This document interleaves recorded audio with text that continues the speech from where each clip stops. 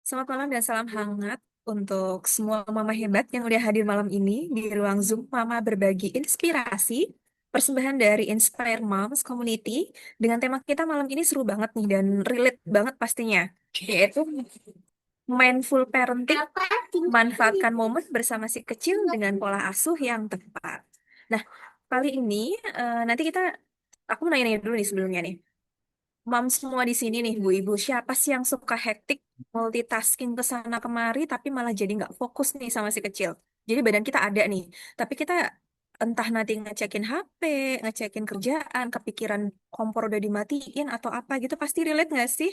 Jadi nggak mindful, nggak penuh gitu, badannya ada di situ, tapi pikirannya terus spiritnya kayak nggak ada di situ gitu. Sering kan ya, pasti ya. Nah, Sering. kadang kan relate banget. Nah, kadang nih karena sibuk dan nggak mindful itu bukan cuma kita jadi bengong, urusan jadi nggak bener, tapi kita jadi kebawa emosi juga. Apalagi kalau sampai anak juga ikut tantrum ya kan. Nah, malam ini Inspire Moms mensupport kita nih dengan bareng-bareng nanti kita belajar jadi orang tua yang lebih hadir, lebih sadar, dan tentunya nanti lebih mindful.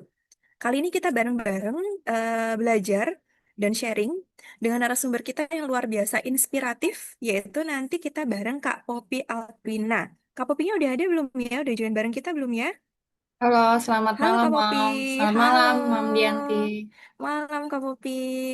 Nah, nanti kita belajar dan sharing-sharing bareng Kak Popi ya Kak terkait gimana sih mindful parenting itu, karena di sini dengan pola asuh yang tepat kita bisa manfaatin momen bareng si kecil yang pastinya momen ini nggak akan terulang ya Kak ya. Makanya itu kita harus bijak, harus tepat dan harus benar gitu ya. Nah, oke, tanpa lama-lama lagi kita langsung aja bareng Kak Popi kita sharing bareng.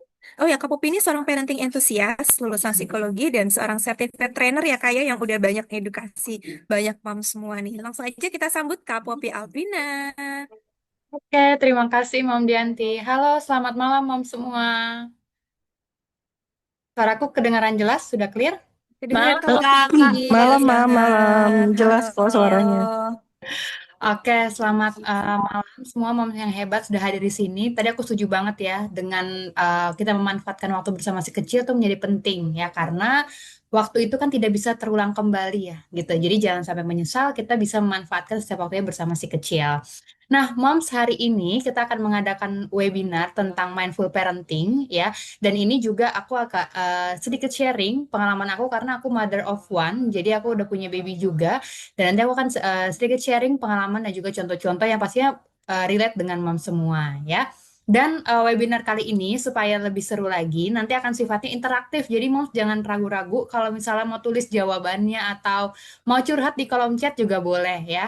Dan aku mengemasnya ini dengan bahasa yang mudah saja, dengan bahasa yang simple. Harapannya mudah diterima dan nanti bisa diterapkan dan juga nanti moms kalau mau tanya jawab itu sangat boleh ya. Jadi aku nggak banyak-banyak materi sih, aku lebih ingin eh, moms ini bertanya atau misalnya sharing tentang apa nih yang bisa kita bantu gitu ya. Oke, ini share screen aku udah kelihatan? Ya Kak, udah kelihatan. Udah Kak. Deketan jelas ya. Oke, jadi kita kali ini kita akan belajar tentang mindful parenting ya, dan nanti akan ada juga tips-tips yang bisa dipraktikan gitu. Jadi harapannya ini bukan cuma teori aja gitu, tapi nanti mom setelah ini atau mungkin besok bisa dilakukan nih apa yang sudah kita sama-sama pelajari malam hari ini ya. Nah, sebelumnya saya izin perkenalkan diri terlebih dahulu. Saya Poppy Aldwina, boleh dipanggil Mam Popi, Kak Popi, apapun itu terserah ya. Saya merupakan lulusan dari Psikologi UI dan telah membawakan berbagai topik training khususnya dalam hal parenting, kemudian mindfulness, stress management dan lain sebagainya gitu. Dan pengalaman ini juga didukung oleh sertifikasi yang saya peroleh, ada dari NTU Singapura, kemudian dari BNSP juga, dan juga didukung oleh karir saya sebagai business partner di Kalbe Nutrisional. Gitu. Nah, ini kan sudah berkenalan singkat ya dengan saya. Kali ini saya ingin berkenalan dengan mom semua di sini, boleh? Ya, boleh Kak, boleh.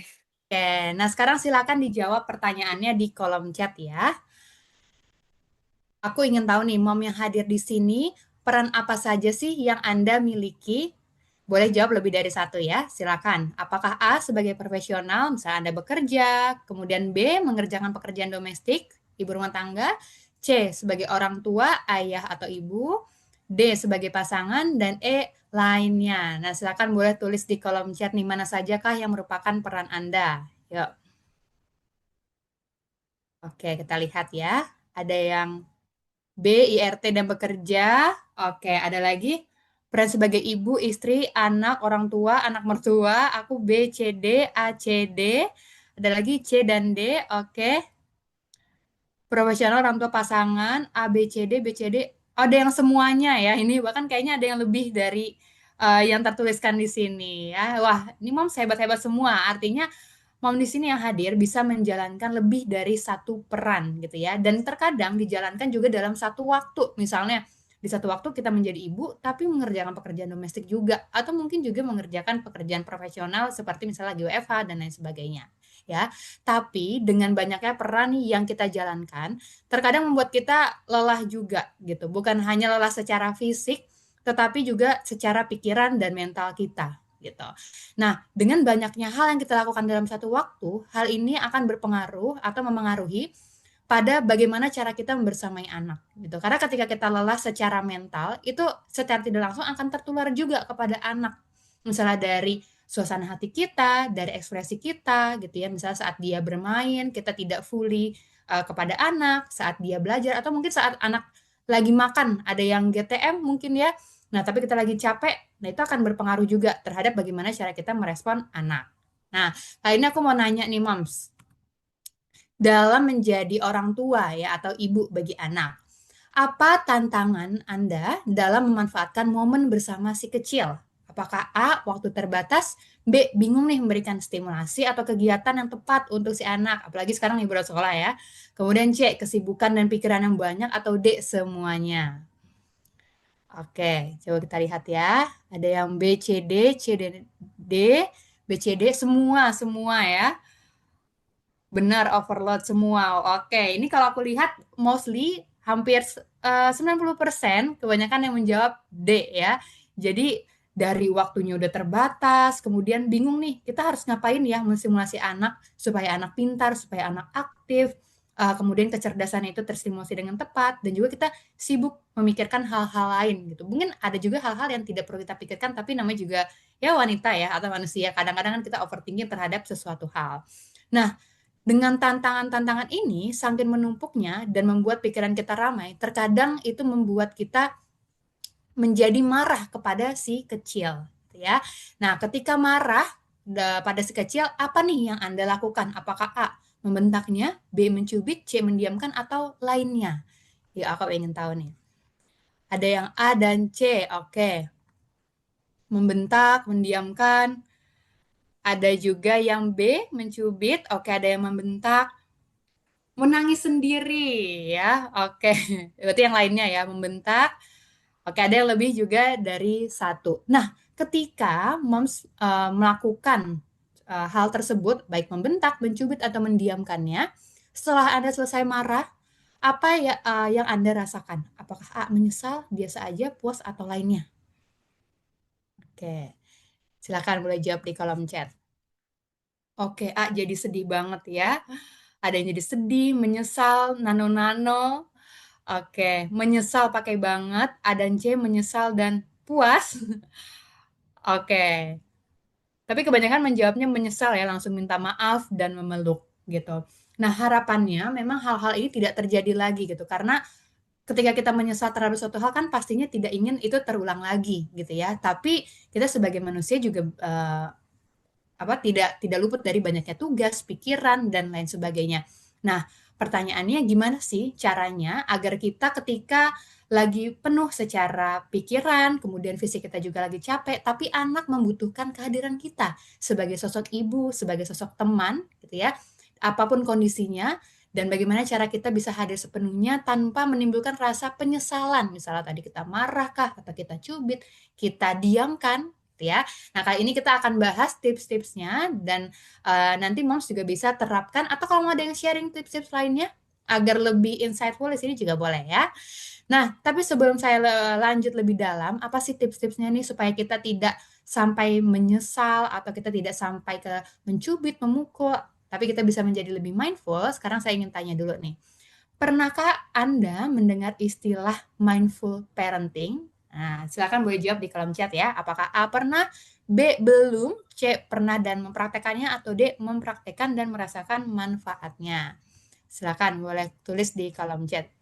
Oke, ada yang belum, ada yang D nih, Mom Kairunisa ya. Mantap, sudah mempraktekkan dan merasakan manfaatnya. Nanti boleh sharing juga.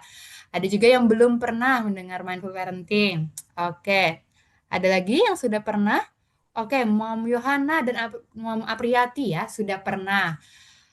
Oke, nah mungkin beberapa di sini kalau saya lihat ada yang sudah mendengar, ada yang belum, atau ada yang udah pernah mendengar sih, tapi belum pernah mempraktekannya gitu ya, karena mungkin apakah ini konsepnya terlalu abstrak, abstrak atau bagaimana gitu ya. Nah, oke, berbicara tentang mindful parenting, supaya kita bisa lebih paham dengan baik, aku mau bagi ke dalam dua subsection dulu ya. Nah, pertama kita akan belajar tentang parenting itu tuh sebenarnya apa sih gitu ya. Dan yang kedua, kita akan belajar tentang mindfulness itu dalam parenting. Nah, berbicara tentang parenting, menurut Anda, manakah yang lebih penting dalam kita memberikan pola asuh? Apakah A, disiplin, B, kehangatan, atau C, disiplin dan juga kehangatan? Silakan. Kalau A, disiplin itu seperti contohnya ada aturan gitu ya. Kalau B, kehangatan itu seperti rasa kenyamanan, kasih sayang, atau kenyamanan yang mendukung psikologis anak. Silakan dijawab di kolom chat. Manakah yang lebih penting? Oke, ada yang menjawab C, kedua-duanya. Ada juga yang menjawab B, ada yang menjawab kasih sayang lebih penting. Oke. Nah, Mom, pada dasarnya kalau kita ambil dari teori parenting ya, atau pola asuh, bahwa parenting itu berkaitan dengan dua aspek, yaitu disiplin terkait dengan aturan, ya, dan juga kehangatan atau warmth, seperti kasih sayang, membuat anak merasa nyaman. Nah, sebenarnya mana sih yang lebih penting dan kalau misalnya kita dominan di salah satu, itu dampaknya apa ya? Nah, kita lihat ya. Oke, nah jadi sebenarnya ada empat tipe pola asuh gitu ya.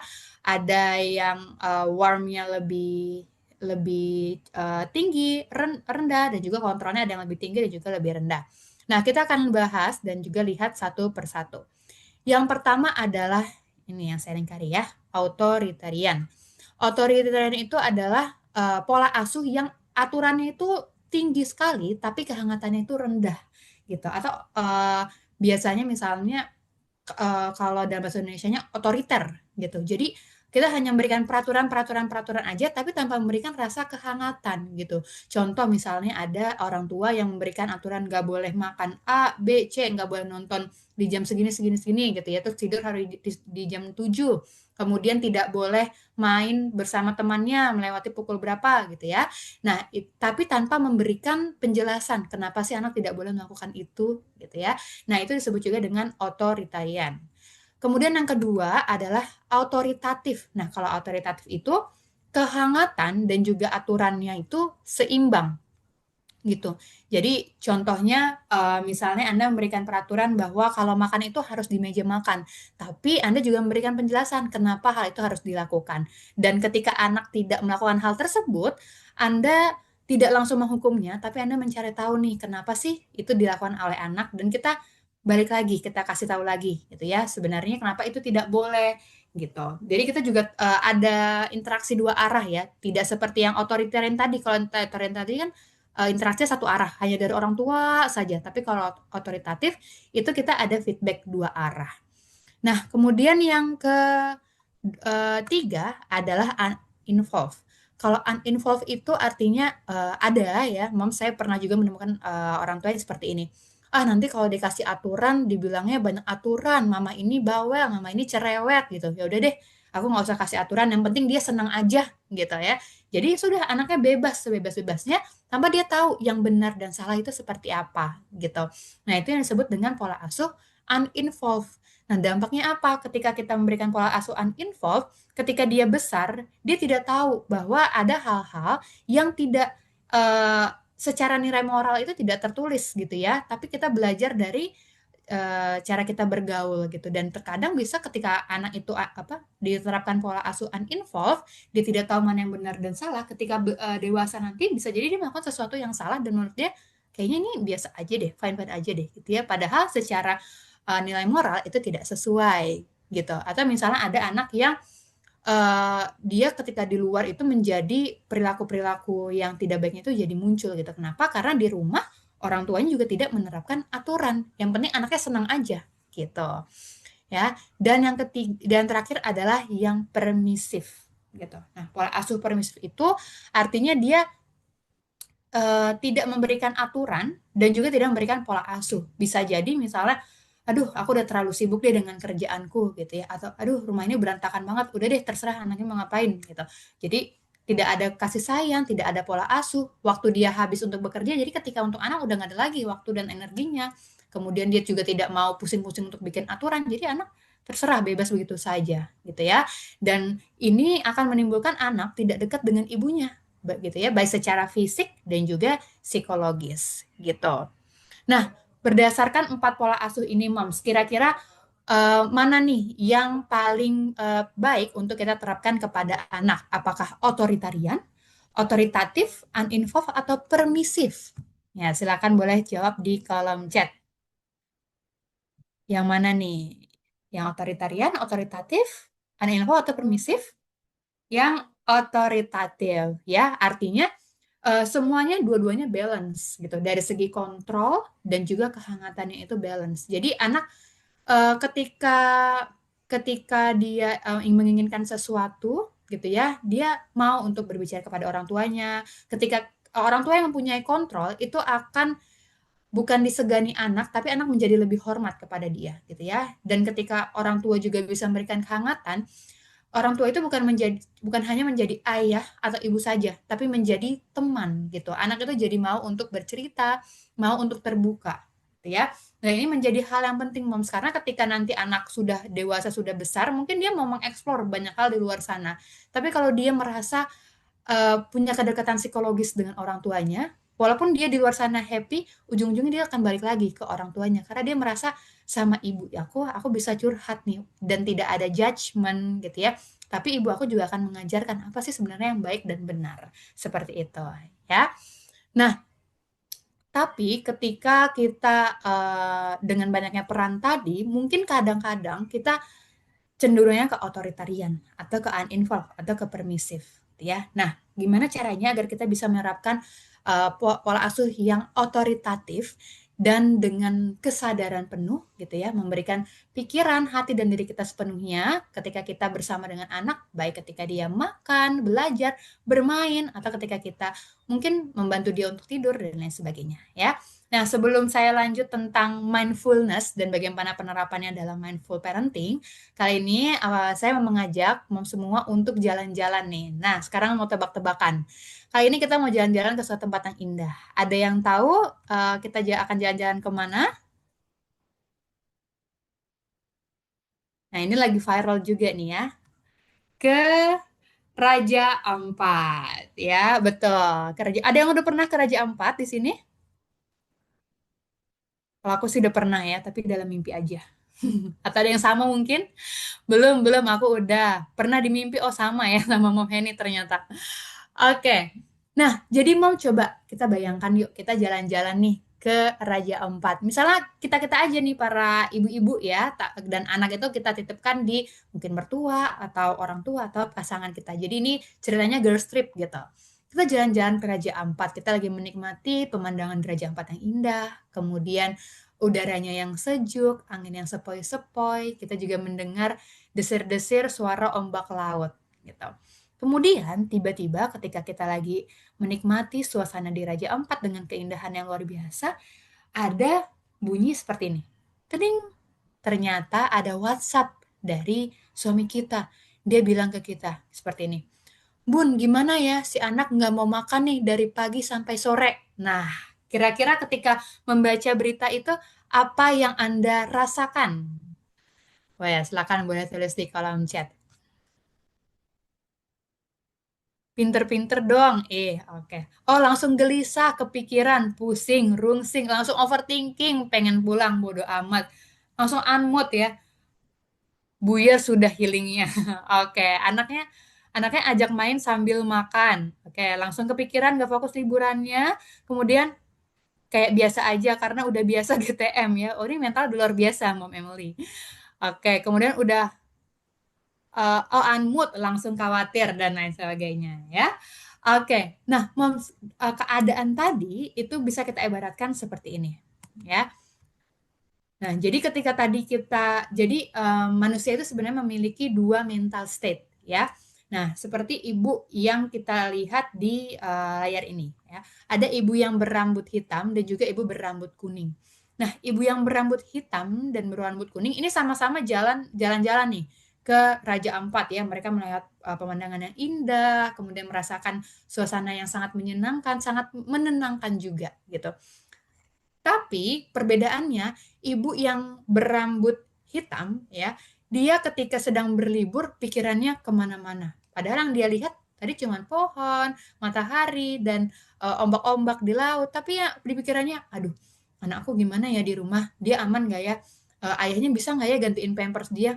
Terus lotion yang dikasih tuh bener nggak ya? Cucian udah dijemur belum ya sama si Mbak gitu ya. Kemudian, aduh belum bayar cicilan, ini udah tanggal berapa? Bentar lagi kena tenggat bayar hutang dan lain sebagainya gitu ya.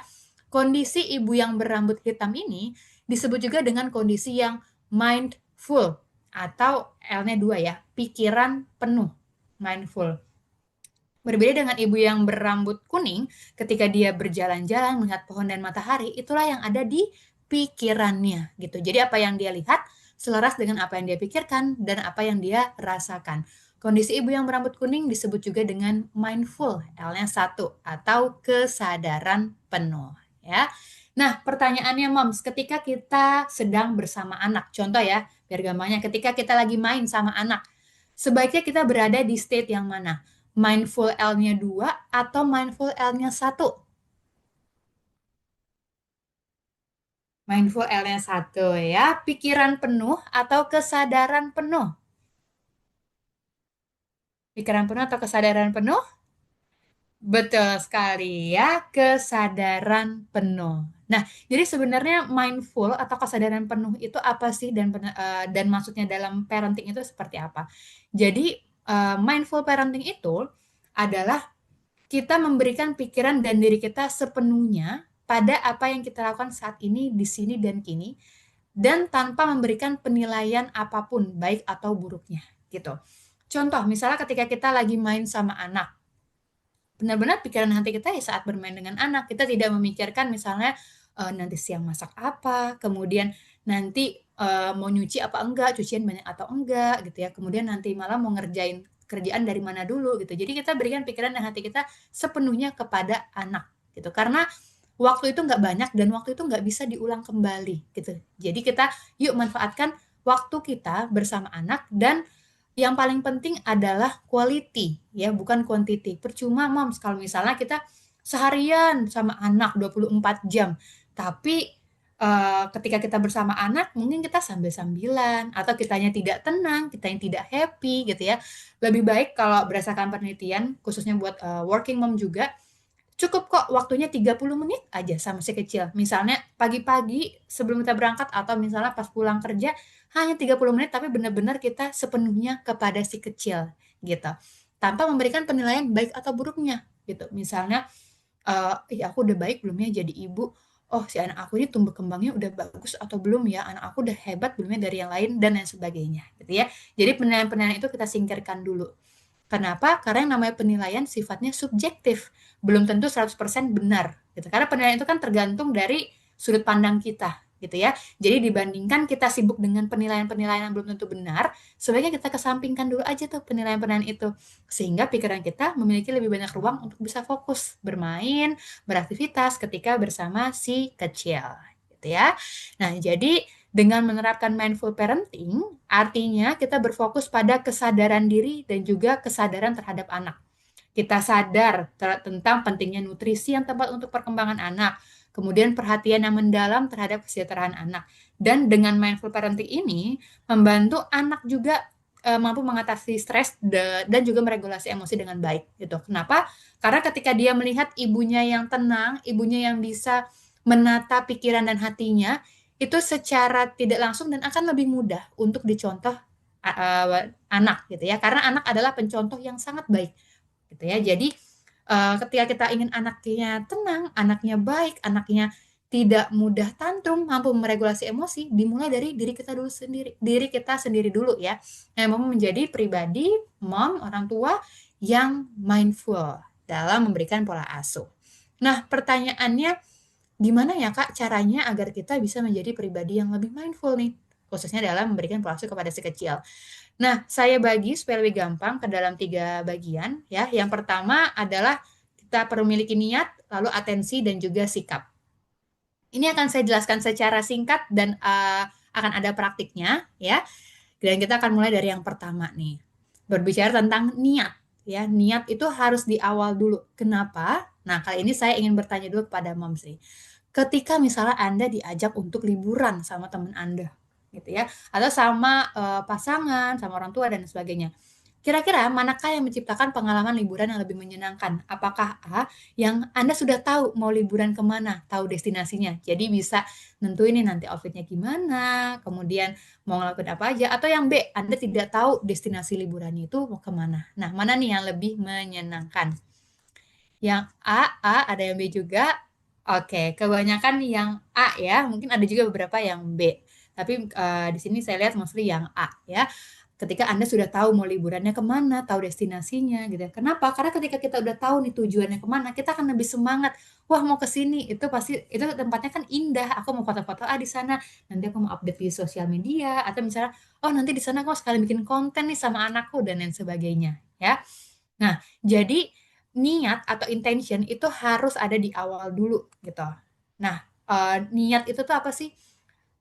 Gampangnya gini ya, Mams, supaya nggak susah nih kita baca definisi menurut American Psychology Association, niat itu bahasa gampangnya adalah tujuan gitu. Jadi kita itu mau melakukan sesuatu untuk apa sih? Kita tuh melakukan sesuatu supaya apa gitu. Ketika pada dasarnya di dalam dari ilmu psikologi yang saya pelajari juga, orang itu akan mau bergerak ke sesuatu hal ketika dia tahu apa yang mau diraih atau tujuannya itu apa. Misalnya, oh saya ini mau kuliah psikologi. Kenapa? Karena saya punya tujuan nanti ketika saya selesai kuliah psikologi, saya ingin membantu lebih banyak orang. Kemudian saya juga ingin menjadi orang tua yang lebih memberikan kehangatan karena hal-hal terkait dengan pola asuh kan banyak juga dibahas di psikologi dan lain sebagainya. Jadi ketika saya tahu tujuannya, saya akan lebih semangat untuk berjalan dan meraihnya, gitu ya. Nah, bagaimana penerapannya dalam pola asuh? Jadi gini, Moms, ketika Anda melakukan sesuatu hal, apapun itu, kita perlu tahu dulu tujuan atau bangun dulu niatnya, gitu ya. Contoh, misalnya gini, ini boleh dijawab di kolom chat ya. Ketika anak cerita, Anda perlu membangun dulu niat. Oke, saya mau sekarang mau fokus dulu ke anak. Anak saya sedang bercerita dan saya mau mendengarkan cerita anak saya supaya apa gitu. Nah, boleh juga kalau ada yang mau sharing terus di kolom chat juga boleh ya. Kenapa sih Anda ingin mendengarkan cerita anak Anda ketika misalnya dia bercerita? Mungkin ceritanya nggak terlalu penting gitu ya bagi Anda. Tapi kenapa sih pengen mendengar cerita anak? Karena saya ingin mengenal dia lebih dekat, ingin memahaminya, memahami pola pikirnya betul, ingin memahami apa yang dia rasakan. Saya ingin mendengarkan cerita anak supaya saya jadi lebih tahu apa yang dia rasakan. Saya ingin mendengarkan cerita anak supaya ada memori dan membuat anak menjadi lebih nyaman ke saya daripada orang lain. Luar biasa, Mom Dianti. Ya, oke. Ada lagi juga nih salah satu contohnya. Saya mau merespon anak dengan tenang supaya titik titik titik. Ayo, yang belum jawab boleh juga jawab di kolom chat ya. Saya mau merespon anak dengan tenang supaya supaya ingin cepat supaya merasa dihargai, supaya anak mau bercerita apapun dengan saya gitu ya, agak supaya anak merasa nyaman gitu ya. Jadi ini adalah tips yang pertama. Ketika Anda melakukan sesuatu, Anda niatkan dulu, pahami dulu tujuannya itu apa, gitu ya. Misalnya ketika Anda memberikan anak makanan, kemudian dia GTM, nah Anda memutuskan nih, saya mau tenang, saya mau bilang pelan-pelan, atau saya mau marah-marah. gitu ya. Tujuannya apa? Kalau saya tenang, nanti tujuannya kemana? Kalau saya ngerawat, tujuan kemana? Gitu. Jadi pertama itu harus dari niatnya dulu, tujuannya mau apa, ya. Nah, yang kedua adalah atensi atau attention. Nah, jadi atensi itu adalah artinya kita aware, kita sadar gitu terhadap apa? Aware terhadap anak itu membutuhkan nutrisi apa sih gitu. Oh, anak butuh HDHA misalnya atau anak butuh protein yang lebih. Kemudian yang kedua, kita aware juga terhadap tahap perkembangan anak saat ini. Misalnya dia ada di umur berapa bulan atau berapa tahun, tahap perkembangan apa sih yang perlu dia capai gitu ya, karena kan setiap stage itu beda-beda tahap perkembangannya tergantung usia juga. Dan yang ketiga, kita aware juga atau memiliki atensi aware terhadap dalam memberikan perhatian penuh kepada setiap momen bersama si kecil gitu ya. Nah, bagaimana caranya agar kita bisa memiliki awareness atau atensi kita ketika kita bersama anak, karena kadang ya aku udah niat sih mau main sama anak tanpa memikirkan hal lain, tapi ketika kita main ada aja gitu pikiran yang terlintas, ujung-ujungnya nggak jadi, gitu ya. Nah, sebenarnya atensi ini bisa dilatih, moms, ya, dengan satu hal yang paling dekat dengan diri kita. Ada yang tahu apa? Satu hal yang paling dekat dengan diri kita dan selalu kita lakukan setiap hari tiada henti. Ayo, kira-kira apa nih? Adakah yang tahu apa satu kegiatan yang selalu kita lakukan setiap hari tiada henti? Tidur, tarik nafas, nafas, dan jawabannya yang pertama paling benar adalah Mom Rizky Nuridat ya. Betul, satu hal yang selalu kita lakukan setiap hari dan tiada henti adalah bernafas. Setiap hari kita bernafas, betul? Setiap detik kita juga bernafas. Tapi pertanyaannya, pernahkah Anda menyadari pernafasan Anda? Nah, kali ini saya spesial ya, saya akan membawakan satu praktik mindfulness yang disebut dengan mindful breathing untuk membantu atau melatih atensi kita supaya kita bisa lebih sadar penuh terhadap setiap momen kita bersama si kecil ya. Oke, kali ini saya minta mom semua untuk kita akan melakukan mindful breathing. Jadi nanti kita akan inhale dan exhale sebanyak 5 kali, ya. Ini di bawah 1 menit. Jadi kalau bisa, yuk kita fokuskan dulu kepada 1 menit aja untuk kita berlatih mindful breathing. Harapannya latihan ini nanti moms bisa bawa juga ketika selesai dari webinar ini. Misalnya nanti pas mau tidur atau nanti bangun pagi dan lain sebagainya bisa moms terapkan juga, ya. Jadi mindful breathing itu bagaimana sih? Yuk kita akan mulai ya. Jadi kita akan mulai, semua silakan untuk mulai memejamkan mata. Oke, dan kita akan mulai menarik nafas sebanyak 5 kali, sadari apa yang kita hirup dan kita hembuskan. Kita mulai dari tarikan yang pertama, silakan inhale dan exhale. Silakan tarik nafas, sadari udara yang masuk ke hidung Anda dan mengalir ke paru-paru.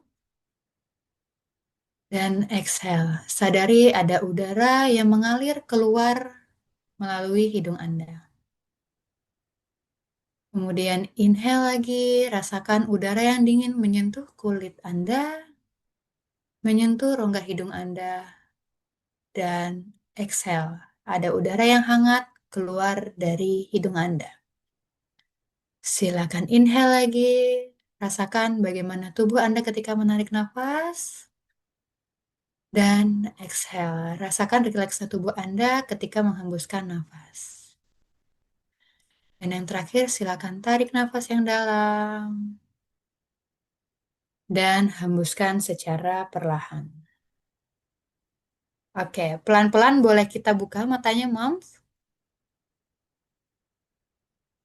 Baik, bagaimana nih rasanya setelah melakukan mindful breathing? Menjadi lebih apa? Lebih aware. Oke, ada lagi. Jadi ngantuk, lebih tenang ya. Nggak apa-apa kalau jujur ngantuk juga nggak apa-apa kok. Oke, menjadi lebih tenang, agak tebangan sedikit ya. Yang belum bisa melakukan mindful breathing nggak apa-apa ya. Seenggaknya udah tahu tadi caranya gimana ya. Tapi nanti tinggal lakukan aja di rumah gitu. Nah, jadi mindful breathing ini membantu kita untuk menjadi lebih tenang. Dan kenapa ya kita ada yang jadi lebih mengantuk di sini? Karena pada dasarnya orang itu mengantuk kalau dia pikirannya tenang gitu. Nah, jadi yang biasanya pikiran kita disibukkan dengan banyak hal, kita kali ini hanya memikirkan satu hal yang paling dekat dengan diri kita, yaitu pernafasan, ya. Nah, jadi Mom, yuk latih atensi kita, latih pikiran kita supaya lebih tenang, lebih sadar kini, di sini, dan dini, dengan kita berlatih mindful breathing setiap harinya secara rutin, gitu. Tadi kayaknya nggak nyampe 5 menit ya, bahkan nggak nyampe 1 menit juga, gitu. Tapi kalau kita mau latih secara konsisten, yang awalnya kita bisa fokus ke pernafasan, lama-lama fokus itu akan terbawa ketika kita beraktivitas.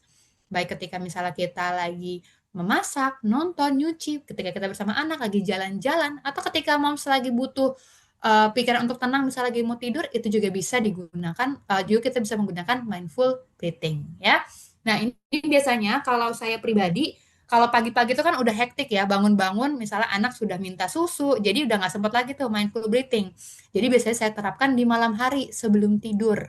Misalnya setelah berdoa, kemudian sebelum tidur saya mindful breathing dulu setiap malam secara konsisten gitu ya. Dan kesadaran penuh ini terbawa juga ketika saya beraktivitas baik di rumah, di kantor, dan lain sebagainya.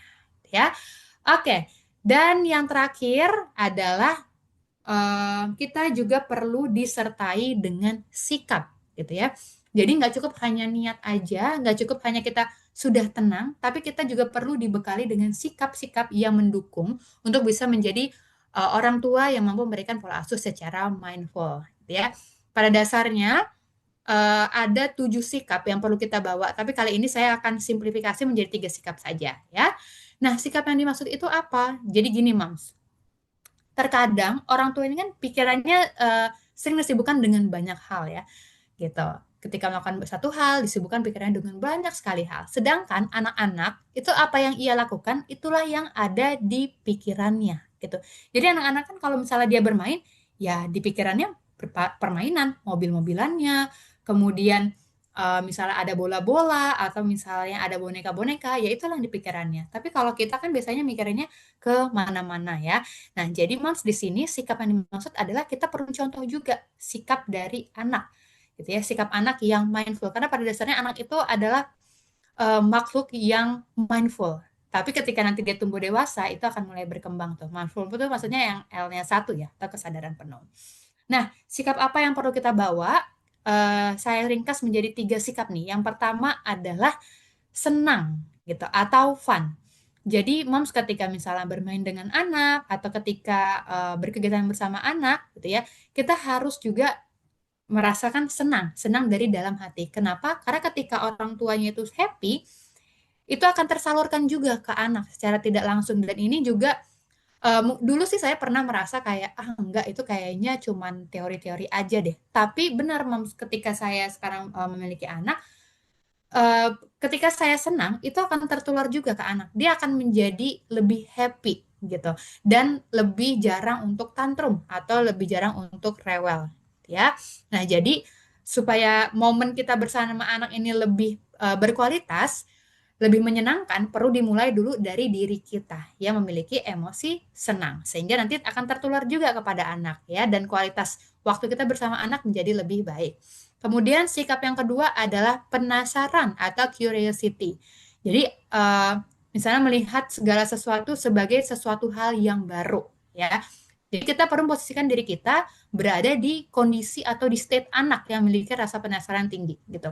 Misalnya anak melihat A, kemudian dia dipegang-pegang kan, kemudian melihat B, terus dia pegang-pegang, dia raba-raba, ditanya, ini apa Bu? Kenapa warnanya ini? Ini kenapa bentuknya seperti ini? Dan lain sebagainya gitu ya. Nah, rasa penasaran itu jangan kita matikan ya, moms. Justru kita pancing lagi gitu. Misalnya kita melihat ada botol, ada yang besar, ada yang kecil. Nah, kita ajak anak kita untuk penasaran juga. Nak, yuk lihat tuh ada botol, botolnya ada yang besar sama ada yang kecil. Gitu ya. Kenapa ya ada yang besar sama yang kecil? Jadi kita pancing terus rasa curiosity anak gitu, sehingga dia pengetahuannya menjadi lebih luas juga, gitu ya. Nah, dan kita tidak mematikan rasa penasaran anak. Justru kita terus stimulasi rasa penasarannya, gitu ya. Dan yang terakhir, sikap yang perlu kita bawa adalah sebagai pembelajar atau learner, di mana kita melihat bahwa kegiatan bersama si kecil ini adalah proses belajar. gitu. Jadi misalnya ketika anak bermain dan tidak menyelesaikan permainannya, sebaiknya kita tidak marah, tetapi kita lebih melihat proses anak dalam belajar. Misalnya ketika anak mau mengambilkan gelas gitu ya, tapi dia ngambil sih, tapi pas di tengah jalan dia jatuhkan. Kita tidak jatuhkan dan gelasnya pecah. Ya, kita nggak langsung marah, tetapi kita malah menghargai hal tersebut. Oh bagus, anak ini sudah berproses, enggaknya dia udah bisa megang dulu. Next kita belajar supaya pegangannya lebih erat, genggamannya lebih bagus dan lain sebagainya, gitu ya.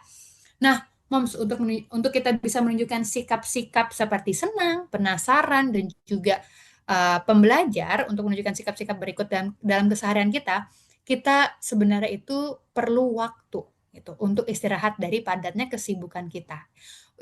Bukan hanya istirahat secara fisik saja ya, Moms, tetapi juga secara pikiran. Nah, mengistirahatkan diri kita ini nggak harus kok dengan istirahat seperti tidur gitu ya. Mungkin ada di sini yang tidak tidurnya itu tidak semudah itu untuk kita sesuaikan dengan si kecil. Tapi mengistirahatkan diri itu bisa juga dengan melakukan hal-hal yang kita senangi, ya, atau hobi kita. Nah, berbicara tentang hal-hal yang Moms senangi nih, sekarang saya penasaran. Moms di sini lebih suka yang mana? Lebih suka menghabiskan waktu untuk berkebun atau memasak? Ya, boleh jawab di kolom chat ya. Oke, memasak. Ada juga yang berkebun. Oke, memasak, memasak, melamun. Oh, melamun juga nggak apa-apa loh. Kalau misalnya itu istirahat yang menyenangkan bagi Anda, silakan. Kemudian, mana nih yang lebih Anda sukai? Kalau lagi istirahat, pengennya nonton film drakor atau India? Iya, silakan. Boleh jawab di kolom chat. Drakor dong. Ya, dan yang terakhir. Nah, lebih fresh ngelihat yang mana nih? Yang lokal punya atau yang opa-opa? Yang B, nggak ada yang mau A nih. Oke, jadi apapun yang Anda senangi ya, misalnya saya lebih suka ngopi atau saya lebih suka belanja atau apapun itu, lakukan hal-hal tersebut dengan kesadaran penuh, Moms. Karena percuma misalnya saya suka memasak, tapi ketika masak pikiran saya kemana-mana. Ujungnya capek juga gitu. Tapi kalau misalnya saya melakukan hal yang saya senangi dan pikiran saya terhadap hal tersebut, pikiran saya lah jadi istirahat, diri saya juga jadi istirahat gitu ya. Jadi lakukanlah apapun hal yang Anda sukai secara mindful. Berikan pikiran dan hati Anda sepenuhnya pada apa yang Anda lakukan saat ini, di sini, dan kini. Gitu ya. Jadi ini 3 tips untuk memanfaatkan momen bersama si kecil dengan kesadaran penuh. Pertama adalah niat.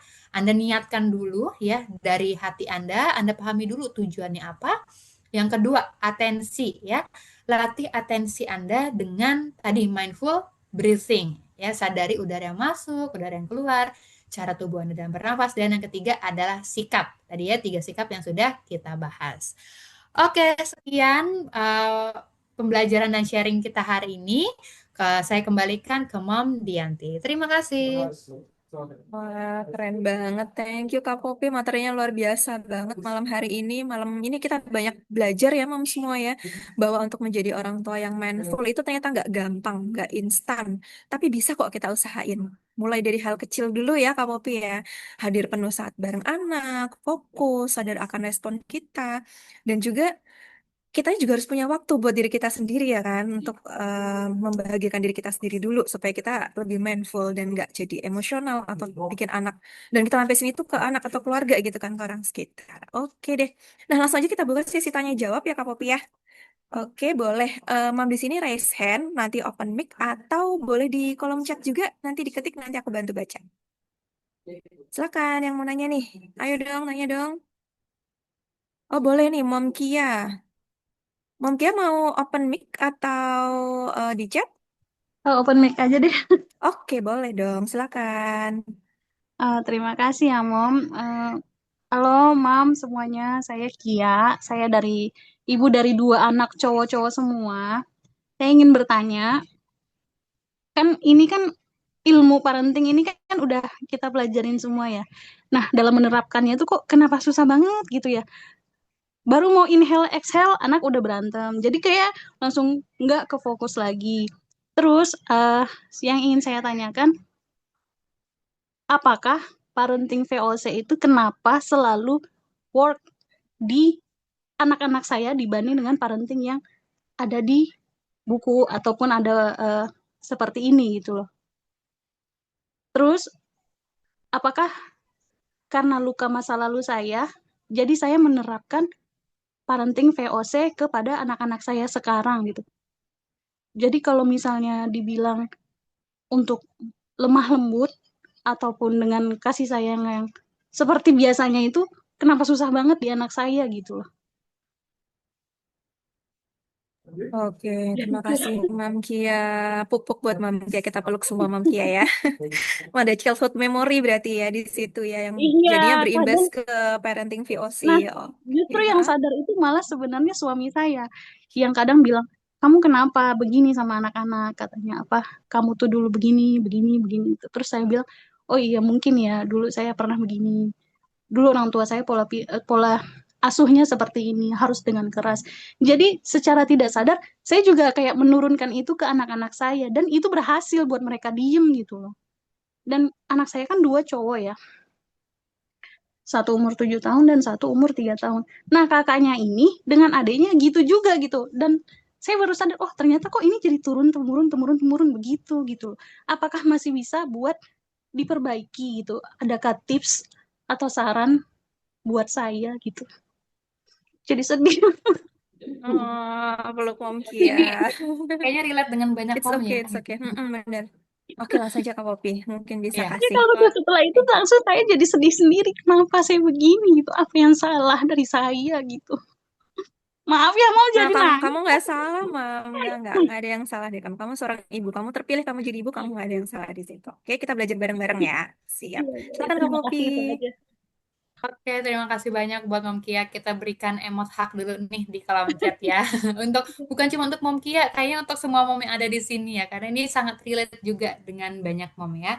Nah, jadi Mom, memang menjadi seorang ibu itu adalah gimana ya bisa bilang peran yang berkepanjangan dan tiada hentinya gitu. Dan ketika kita menjalankan peran, jangan berharap kita selalu baik dan selalu sempurna, pasti ada kita salahnya gitu. Nah, makanya eh, ini semua sebenarnya tergantung dari mindset ya.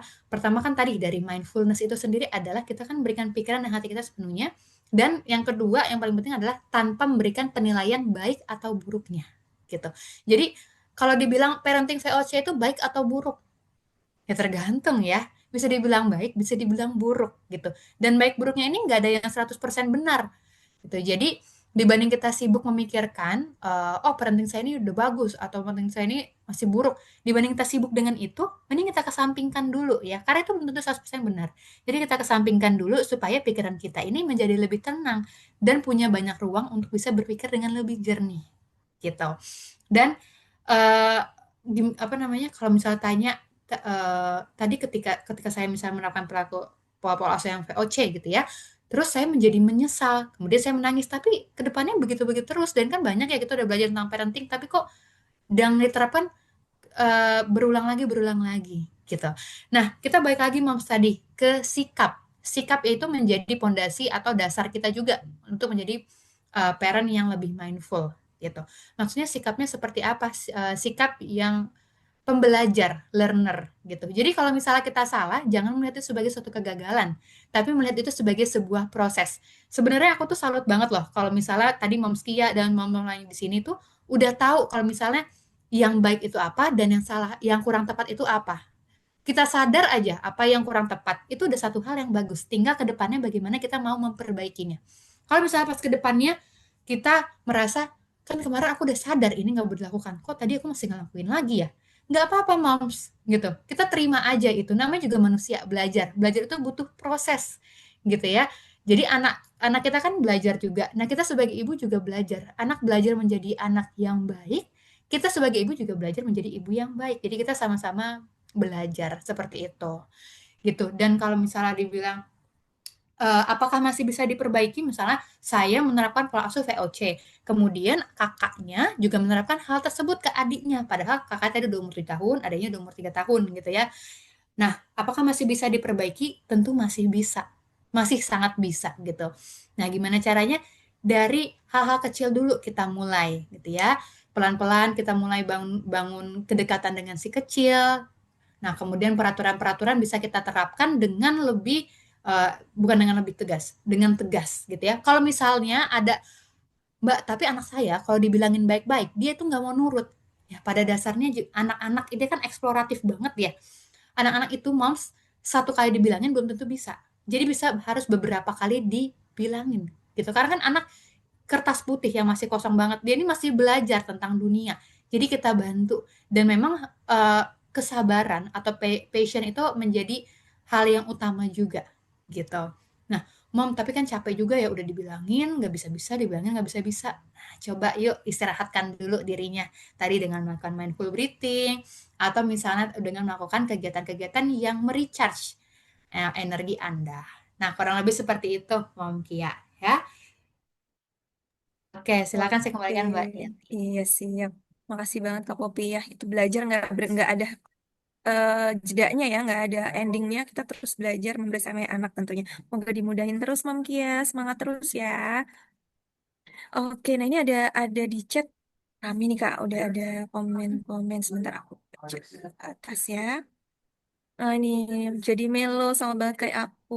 Terus ini ada dari Mam Rizky Nuridiat. Hai Kak, aku mau tanya. Aku pas kecil ditinggal orang tua merantau nih, aku dititip ke saudara. Sampai SMK kelas 3 baru aku ditemani lulus langsung merantau kuliah menikah. Pendeklah masa aku bersama orang tua, terlebih sama ibu sendiri. Oh, jadi ini ya. Apa role modelnya jadi kayak kurang gitu mungkin ya. Nah, terus Mam Karalia sama banget kayak aku, Mam Gaisani. Oh, ini ada Mam Gaisani nih. Peluk Mam Kia, tapi aku ini mama anak 3. Akhir-akhir ini anakku lagi menyala semua. Waduh, menyala gimana nih? Ini lagi semangat-semangatnya kayaknya maksudnya ya. Jujur lelah banget Kak Popi. Harus gimana ya Kak, biar aku lebih sabar itu Kak. Aku sudah 12 sama Mam Kia, VOC ku lebih manjur. Tapi sebenarnya mamaku tuh lemah lembut. Entah aku mengapa pengen banget bisa lebih sabar lagi. Nah, mungkin Kak Popi gimana tuh Kak? Oke, baik. Ini luar biasa ya punya anak tiga karena saya eh, punya anak satu aja itu kalau sekarang ya masih wah challenging juga gitu. Tapi kan belajar ya sama-sama gitu. Nah, gimana nih caranya kan lelah dan gimana caranya untuk bisa lemah lembut gitu. Tahu nggak, Mam, satu hal yang terlintas tadi di benak saya selain tadi yang sudah saya sampaikan itu apa? Itu berbagi peran gitu. Nah, kadang kan memang ya masih banyak di masyarakat itu yang berkata bahwa ya anak ini harusnya banyak diasuh atau diajarkan oleh ibunya gitu. Nah, tapi sebenarnya Moms, ini kan anak saham saham berdua ya gitu. Saham si ibu dan saham si bapak gitu. Nah, jadi nggak bisa anak ini dilepaskan dari ayahnya gitu. Jadi kita harus berbagi peran juga dengan ayahnya dan uh, terkadang aku sering menemukan juga yang ini sebenarnya agak toksik gitu ya. Ibunya merasa nggak apa-apa, aku harus bisa gitu. Tapi lama-lama kalau itu terus yang kita lakukan, lama-lama kita akan capek sendiri oh gitu. Jadi yuk kita bagi peran kita dengan si ayah. Kita juga bisa bagi peran dengan mertua atau orang tua. Mana yang membuat Anda merasa lebih nyaman. Dan yang paling penting, jangan merasa bersalah ketika misalnya kita lelah ngurus anak dan anak itu sama orang lain terlebih dahulu. Itu sebenarnya nggak salah sepenuhnya dan nggak benar sepenuhnya gitu. Ada plus minusnya lah gitu ya. Plusnya ya anak jadi belajar bersosialisasi, nggak terus-terus dengan ibunya dan kita itu sebagai ibu juga perlu memiliki ruang gitu ya Mams. Jadi ketika kita memiliki ruang membantu kita juga untuk lebih tenang dan nanti ketika kita balik ke anak kita akan menjadi lebih tenang juga gitu. Jadi tadi tips yang pertama berikan ruang dulu untuk diri Anda dan yang kedua ayo jangan malu untuk berbagi peran dengan suami, libatkan mereka dan juga orang tua atau mertua gitu. Oke, setuju banget. Ya, berarti support system tuh penting banget ya Kak Popi ya. Mau gimana pun jangan pernah ngerasa kita tuh Wonder Woman, Superwoman harus bisa sendiri. Karena gimana pun support system tuh penting buat kesehatan mental kita juga ya Kak Popi ya. Mau gimana itu ngaruh ke sekitar kita. Jadi jangan ragu ya Mam semua untuk kita cari sistem kita, cari bantuan. Bukan dari suami juga mungkin ya, dari orang tua, mungkin dari mbak ya, ART itu juga penting loh ya sebenarnya buat dukung kita semua. Oke, nah di sini juga ada Mam Marsha nih, sabar ya Mam, terkadang mau bagian anak, tapi mental kita dirusak juga sama mood kita dengan suami. Waduh, kurang suami pun ngaruh banget sama kita dalam parenting anak. Next, kayaknya sama Kak Upi lagi nih tips hubungan suami biar kita bahagia dan nular ke parenting kita. Waduh, gimana tuh Kak Upi? Bisa nih kayaknya ntar. Oke. Oke, oh Oh, iya tadi kayak mau kalau ini sih kayaknya bisa perlu bisa. perlu webinar berikutnya ya. Ini Iya bahasannya kayaknya juga nih bisa panjang. bisa. Admin nih kayaknya perlu dicatat nih nanti. Oke, ternyata tadi Mam Rizky tuh pertanyaannya nyambung ke bawah yang tadi dari SMK kurang kasih sayang atau perhatian orang tua. Nah, ternyata sekarang jadi apa yang anak mau itu diturutin. Karena Mam Rizky ini ngerasa dulu aku nggak dapet ini itu. Jadi aku nurutin apa yang anak mau dan aku merasa aku versi kecilku dulu tuh nggak terpenuhi. Jadi sekarang dialihin ke anaknya. Apakah ini baik-baik saja kalau masih dilanjutin, kalau berkelanjutan dilakuin seperti itu, Kak Popi? Gimana? Oke. Nah, balik lagi ya karena namanya penilaian itu kan sifatnya subjektif ya gitu. Jadi nggak ada benar, nggak ada salah. Semuanya plus minus gitu. Nah, jadi kalau misalnya kita terus menuruti anak, mungkin aku ini ya ngerimain lagi yang tadi tuh, yang kan ada otoritatif, otoritarian gitu ya. Kalau misalnya kita terus membiarkan anak atau menuruti anak, artinya kan tidak ada, kita eh, hanya mau anak tuh happy aja gitu, tapi tidak membantu dia untuk menjadi anak yang disiplin gitu. Jadi kedisiplinan, uh, aturan gitu ya, dan juga kehangatan perlu balance gitu.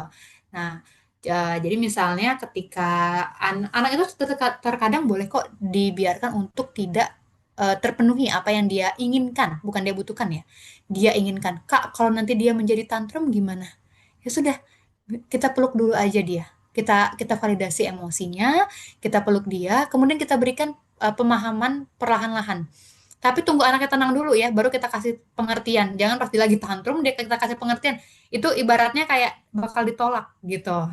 Nah, jadi pelan-pelan bisa kita kasih tahu. Memang awal-awal mungkin dia nggak nerima. Ya, namanya juga anak-anak. Tadi, anak-anak itu harus dibilangin berkali-kali. Karena kenapa? Dia lagi belajar sebenarnya, Bun. Gitu. Seperti itu. Ya, karena kalau lagi tantrum memang jangan di ini ya Kak. Sama kayak kita kalau lagi ngambek ya. Kalau ngambek, oh suami nyolekin juga bodo amat ya sebenarnya. Dia sama anak juga kayak gitu. Oke, kita kasih waktunya. Aku juga gitu sih. Pokoknya anak lagi tantrum, aku kayak, udah selesaiin dulu dengan emosinya dia, baru kita mendekat ke dia gitu. Bener ya Kak ya? Iya, Oke, nah di betul. sini ada komen nih dari Mam Kai Kai Kai. Mam Kai kali ya manggilnya. Halo Mam, kenangan masa kecilku, Mama kurang bisa bermain denganku dan aku sekarang sangat berusaha untuk belajar tidak seperti Mama. Masya Allah. Aku mau jadi teman anak-anakku, bestie. Sampai lipstickku dihabisin si bocil. Hai, ya ampun, nggak apa-apa lah ya. Soalnya itu tadi, momen si kecil itu even dari masakan kita telur goreng aja. Kalau ingat si kecil tuh, nggak, aku dari kecil punya memori ini sama mama itu kan kayak berarti banget ya, berharga banget buat dia. Oke, nah terus Oh, Moms, mungkin aku mau menambahkan apa sedikit tuh? gitu ya. Kalau Boleh tadi boleh. kan, kalau misalnya kita menerapkan parenting VOC itu lebih lebih manjur karena anak menjadi lebih diam gitu. Nah, sebenarnya tujuan kita itu apa sih kalau misalnya anak diam, artinya dia kan menjadi kurang eksploratif ya, gitu. Itu sih tadi aku agak sedikit lupa menyampaikan. Tadi ada pertanyaan siapa ya? Tadi kalau parenting VOC itu lebih manjur, apakah aku harus menerapkan itu atau gimana? Gitu. Nah, jadi tadi balik lagi ke niat atau ketujuan kita gitu. Kalau misalnya ya memang kita capek ya kalau misalnya terus membersamai anak main terus. Tapi kalau misalnya kita membuat dia terus diam, apakah itu membantu dia untuk menjadi anak yang eh, terstimulasi dengan baik, gitu ya? Seperti itu. Terus yang kedua juga tadi berbicara dari tadi aku ingat juga dari ini ya ada momen kai kai kai gitu. Nah jadi memang betul menabung momen-momen momen yang indah bersama si kecil itu menjadi tabungan yang sangat baik untuk dia ke depannya. Tapi yang penting juga adalah jangan terus kita mengajak anak atau mengajarkan anak untuk happy terus. Anak itu harus merasakan emosi yang sedih, marah itu harus ada juga supaya apa balance gitu jadi nggak happy happy terus jadi jangan melihat marah dan kesal itu tidak menjadi sesuatu yang salah wajar, karena itu manusiawi. Emosi itu nggak ada yang positif, nggak ada yang negatif.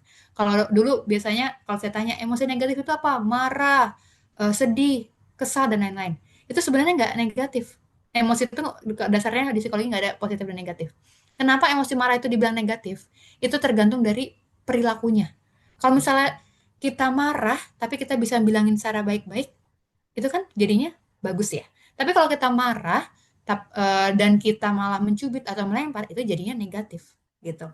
Jadi bukan emosinya yang positif atau negatif, tapi perilakunya gitu. Setuju banget Kak Popi. Ya sih, emosi itu memang bukan untuk kita tahan atau kita hindari.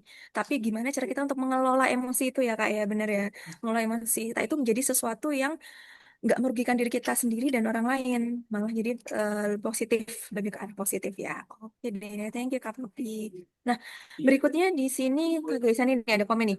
Bapaknya agak sedikit lebih galak kebetulan Kak, tapi memang dulu dia juga dari kecil ditinggal sama ortunya. Oke, jadi masa kecilnya kebanyakan sama oma atau eyangnya. It's okay. Nah, oke. Nah, di sini ada Mam Feby Sandrio. Tadi kayaknya raise hand juga. Mam Feby mau aku bacain di chat atau mau langsung ngobrol sama Kak Popi? Open mic, Mam Feby. Halo. Oh, aku bacain aja berarti ya. Oke, di sini Mam Feby bilang nih, halo Kak Popi, aku ibu bekerja, aku dan suami berdua kerja dengan bergantian shift buat jaga anak. Aku kerja di jam 4 subuh sampai jam 12 siang. Suamiku kerja di jam siang. Nah, lantas, kadang aku sering kali mau menyendiri sebelum balik ke rumah. Tapi ada kalanya kasihan juga nih ngeliat orang tua yang jaga bantuin anak. Gimana ya agar mood aku dan suami tetap baik waktu gantian shift jaga anak ini? Gitu. Silakan Kak Popi. Oke. Nah, tips untuk tetap baik ya ketika ganti shift itu memang kita perlu waktu untuk tenang. Nah, gimana caranya? Bisa tadi dengan mindful breathing gitu. Mungkin uh, awal-awalnya ya, awal saya belajar tentang mindful breathing tuh merasa kayak, ah masa iya sih dengan kayak gitu saya latih terus setiap hari saya bisa lebih tenang gitu ya. Tapi saya coba aja gitu. Saya coba dan ternyata iya loh. Dan ketika misalnya saya habis capek kerja, saya ke rumah harapannya saya sih pengennya istirahat dulu ya, nggak langsung sama anak gitu. Tapi kan ternyata nggak bisa waktunya. Nah, bisa ketika misalnya sebelum bertemu anak atau sebelum berangkat dari kantor untuk pulang, itu bisa kita luangkan waktu sebentar aja. Coba deh inhale dan exhale gitu. Atau misalnya hal-hal simpel, misalnya Anda beli minuman kesukaan Anda sambil di jalan gitu ya. Tapi nikmati minuman Anda dengan kesadaran sepenuhnya juga gitu. Jadi misalnya lagi minum kopi panas gitu ya, tapi sambil sibuk balesin kerjaan, itu sama aja. Jadi kita nggak istirahat. Jadi kalau menikmati kopi panas ya, atau kalau coklat panas ya nikmati aja dulu gitu. Supaya kita ini sebagai sarana kita untuk recharge, untuk menyingkirkan sedikit rasa lelah kita sebelum kita bertemu dengan anak dan berganti shift tadi dengan suami. Gitu. Dan kadang kalau misalnya ada merasa nggak enak, karena gini moms, ini aku agak relate juga ya, karena kan aku berdua juga bekerja, dan apalagi suami juga bekerjanya itu working hour-nya dia sangat fleksibel, maksudnya bisa dari pagi sampai pagi, bahkan kan LDR juga gitu. Nah jadi kadang mungkin kita merasa ah kasihan suami capek gitu ya, tapi kita kan juga capek gitu. Itu yang pertama. Yang kedua, kalau misalnya kita bilang ah kasihan suami capek, padahal belum tentu loh gitu. Jadi penting banget sebenarnya komunikasi. Kalau misalnya capek bilang capek, kalau enggak ya bilang enggak gitu. Itu dibiasakan dulu gitu sehingga nanti hubungan sama pasangan juga menjadi lebih nyaman dan anak juga meniru. Kalau misalnya bilang capek, bilang marah, bilang lelah itu nggak apa-apa loh ternyata gitu. Karena kan kita manusia ya gitu. Setuju banget komunikasi sama itu tadi ya, recharge diri kita dulu ya, Kak Popi ya. Entah itu dengan makanan manis, kalau aku sih sebetulnya sugar crush ya. Jadi aku harus makan yang manis-manis dulu sebelum pulang ke rumah. Oke deh. Nah, ya, soalnya karena kalau kita udah kecape, kita jadi saling sensi, bener. Jadi recharge dulu, baru kita komunikasiin dulu kondisi kita gimana sih kalau memang udah itu tadi ya, maksudnya support sistemnya ya kayak harus diinin dulu. Oke deh. Nah, di sini Mam Nurul, Umayyah. Aku pun suka begitu kalau lagi banyak pikiran atau capek, kadang jadi kebawa ke anak. Waduh, jangan ya. Apalagi kalau misal kita sambil nyuapin dan dia susah makan, jadi makin-makin emosinya. Kadang aku tinggalin sendiri aja kalau udah emosi banget-banget. Sebenarnya setuju sih ya, Kak Popi ya. Mending kita cari waktu sendiri dulu, menepi sendiri dulu daripada kita luapin emosi kita ke anak. Ya nggak, Kak? Betul, betul. Nanti setelah kita selesai, baru kita bisa sampaikan kepada anak gitu. Nah, kalau kamu kayak tadi, mama jadi capek loh, karena kan gini, gini, gini gitu ya. Tapi jelaskan juga itu dampaknya ke anak apa gitu. Ya, nah di sini pada bilang, aku jadi nangis hari ini, meluk. Jadi netes, ya ampun relate banget ternyata ya tema kita hari ini. Kita bisa sharing bareng, saling berbagi inspirasi, saling sharing, saling ngeluarin unek-unek gitu ya. Diperluin mom saat ini ya, kita punya ruang. Thank you banget nih buat komunitas Inspire Mom yang udah memfasilitasi mom semua di sini bareng Kak Popi ya. Oke, nah Mam Oh, Mam Henis, pas banget aku join lagi hati pikiran lagi nggak karuan. Ya ampun, Masya Allah, kita pupuk semua, kita saling peluk semua ya, saling ngelatih di sini, Mam semua. Nah, tips itu membuat kita menjadi tempat anak untuk pulang dong, Kak Popi. Gimana tuh, Pak? Kak, tips itu membuat kita menjadi tempat anak untuk pulang. Oke, ini sebenarnya kalau saya bahas agak panjang juga ya. Tapi mungkin ini jadi pertanyaan terakhir boleh ya? Oke, tips jitu. Ini saya kasih sedikit tips aja gitu ya, tapi untuk dalamnya akan banyak banget sebenarnya gitu. Tips jitu untuk menjadi tempat anak untuk berpulang gitu ya. Yaitu sebenarnya adalah gimana cara kita membangun kenyamanan gitu. Nah, misalnya hmm, tempat untuk berpulang itu kan artinya kita bukan sebagai ibu aja, tapi misalnya bisa sebagai teman bermain, sebagai tempat bercerita, sebagai apa ya, misalnya sahabat yang bisa diajak gila-gilaan gitu. Nah, caranya adalah ketika kita bersama anak, ya contoh gini, kalau misalnya kita ingin anak itu bercerita kepada kita, dia berpulang kepada kita, dia bercerita kepada kita. Pertanyaan simpel gini, Anda itu suka untuk bercerita dengan orang yang seperti apa gitu, dengan orang yang pastinya mau mendengarkan juga gitu ya. Kalau misalnya kita cerita dengan orang yang sambil main HP terus kadang-kadang dengerin terus main HP kadang dengerin lagi, mungkin jadi nggak mood juga ya, atau ngerasa kayak mungkin ceritanya nggak penting gitu. Tapi kalau kita ngerasa orang itu antusias dengan cerita kita, mau mendengarkan, nah itu kita akan jadi ingin lebih bercerita kepada orang tersebut. Begitu juga dengan anak, dan itu ibaratnya kayak koin dalam tabungan gitu. Jadi nggak cukup satu peristiwa aja kayak gitu. Ketika setiap dia bercerita terus kita dengarkan gitu, karena itu akan menjadi koin-koin, tabungan-tabungan tabungan, dan dia itu akan membentuk rasa nyaman. Kemudian yang kedua juga kita membangun rasa kenyamanan tempat dia ingin berpulang kepada kita dengan kita itu tidak memberikan judgement atau penilaian gitu. Misalnya anak itu memilih baju yang A gitu ya, padahal menurut kita itu bajunya biasa aja, kita nggak bilang itu jelek, tapi kita ya udah cukup menerima aja gitu. Kemudian atau kita bisa ngasih pengertian, Kak, kalau yang ini kayaknya lebih bagus deh, karena kan baju kakak sudah banyak yang gelap-gelap ya, kalau yang cerah kayaknya bagus juga nih di kulit kakak misalnya gitu. Tapi kalau dia mau gak usah dipaksa. Dan eh, kita validasi juga setiap emosinya seperti tadi ya, mau senang, marah, dan lain sebagainya itu adalah emosi yang valid, wajar dirasakan oleh manusia gitu. Oke, ini masih sebenarnya masih banyak banget yang pengen nanya, pengen sharing saya sebenarnya ya. Cuman lagi-lagi karena keterbatasan waktu kita ya Kak Popi, kita cukupin sampai di sini dulu. Tenang aja Mam semua, next kita masih akan buka webinar lagi nih. Inspire Mom pasti akan memfasilitasi lagi buat kita saling sharing, saling berbagi vibes positif. Dan pastinya bakal lebih seru-seru juga nantinya, ya, pasti ya. Mohon maaf nih sekali lagi kita belum bisa jawab dan mengakomodir untuk semua pertanyaan, tapi tenang aja nanti kita bakal ketemu lagi dengan sesi-sesi sharing kayak seperti ini lagi di lain waktu ya. Nah, sekali lagi kita say thanks lagi dong untuk Kak Popi untuk materinya hari ini. Dari kita banyak belajar banget Kak Popi, kita jadi sharing banget, jadi open minded, berusaha untuk open minded dan insightful banget hari ini. Thank you banget Kak Popi. Semoga menjadi keberkahan juga untuk Kak Popi dan juga panitia di sini.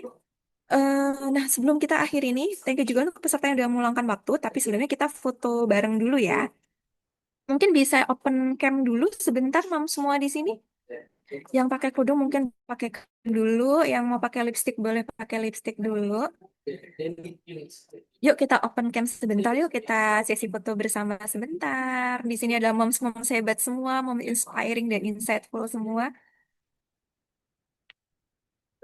Yuk moms kita open cam sebentar, yuk kita sesi foto bersama. Oh ada yang bawa anak, Mom Benny. Hai. Hai Mam Kia, hai Mam Mulan, Mam Anissa, Mam Feby, Mam Marsha, Mam Rizky, Mam Nida, Mam Herunisa, Mam Dian. Oke, udah siap. Oh ya, nggak apa-apa. Memang nggak bisa on-cam. Kita nggak apa-apa, nggak salah. Oke, siap. Kita ambil sesi foto take pertama ya. Aku hitung dulu ya. Satu, dua, tiga. Senyum.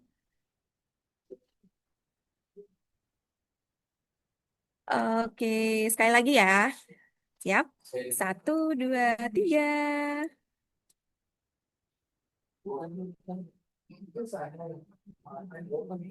Oke, thank you semua inspiring moms di sini yang udah ngeluangin waktunya, panitia dan yang paling penting banget terima kasih banget buat Kak Popi. Jangan kapok ya Kak untuk ikut event kita, acara kita.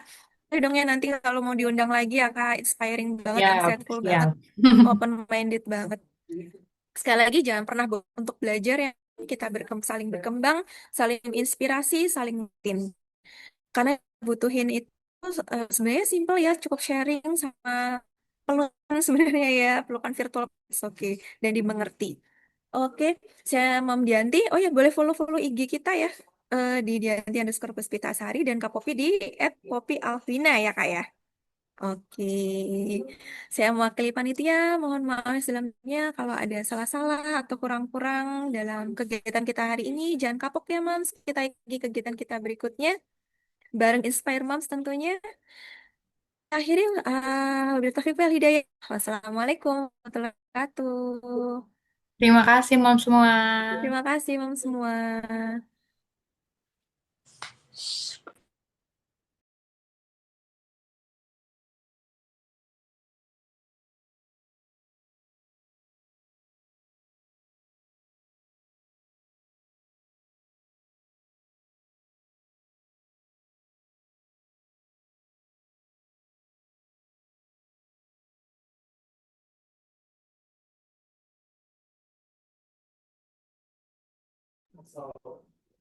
Oh iya, lupa nginfoin ya.